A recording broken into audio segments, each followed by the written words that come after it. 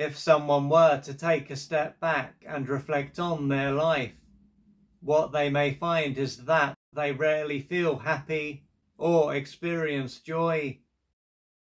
In general, then, they are going to spend a lot of time feeling flat or down.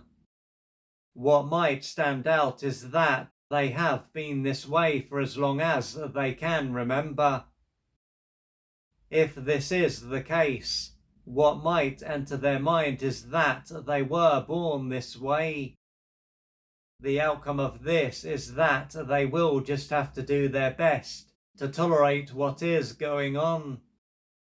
One option might be for them to go on medication, for instance, as this might make it easier for them to function. However, although they might believe that they were born this way, what if there is far more to it? What if the reason that they typically experience life in this way is because this is what feels comfortable? After hearing this, they could say that they don't feel comfortable experiencing life in this way. Yet, if they were to use their imagination, they might gradually find out what is going on for them. What they can imagine is that they live a life where they often feel happy and experience joy, and that they express how they feel around others. In the beginning, they might feel relieved and grateful that their life is this way. After a while, though, they could end up feeling anxious and fearful, and as though they have done something wrong. They can then be overwhelmed with guilt, and they can experience shame.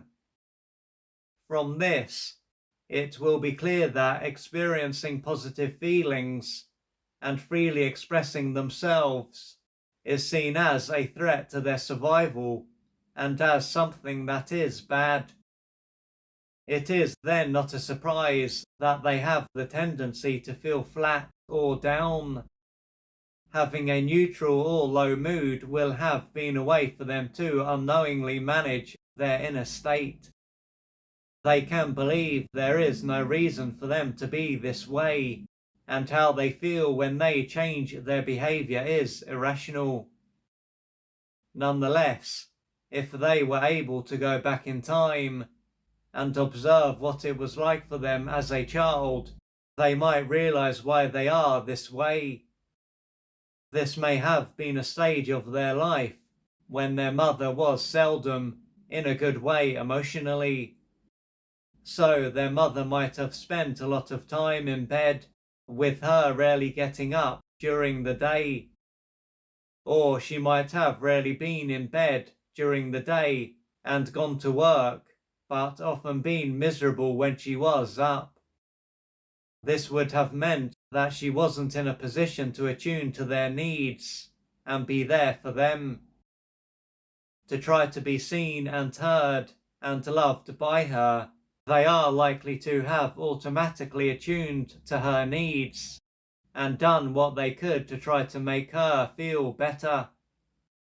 As they had to adapt to her needs and tried to change her mood, they would have lost touch with a number of their needs and feelings. The connection that they had to their connected true self would then have been replaced by a disconnected and outer-directed false self. Therefore, instead of being able to stay connected to and freely express themselves, they would have gradually molded themselves into a selfless caregiver. But as their mother had probably also been deprived during her formative years and was likely to be developmentally stunted, it wouldn't have mattered who they became or what they did, as she wouldn't have been able to love them. Additionally, if they did express happiness, joy, or have fun, their mother might have ended up criticizing them and become even more out of reach. Based on how she behaved, it would have been as if they were being selfish and were punishing her by changing their behaviour.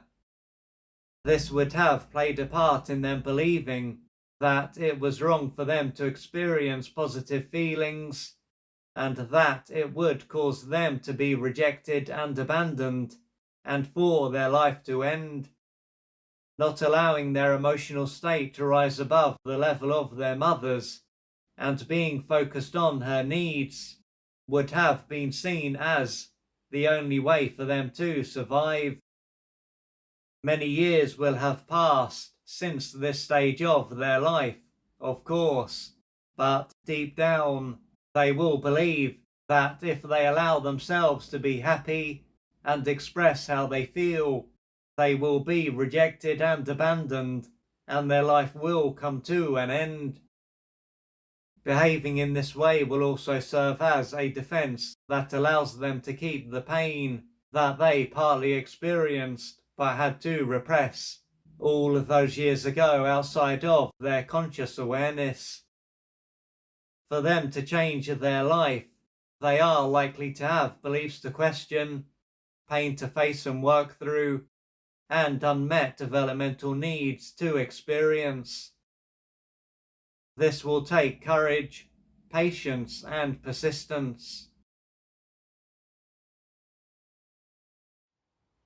If you would like to find out more about the services that I offer, please go to www.oliverjrcooper.co.uk or email me at info@oliverjrcooper.co.uk, and I'm looking forward to assisting you on your journey.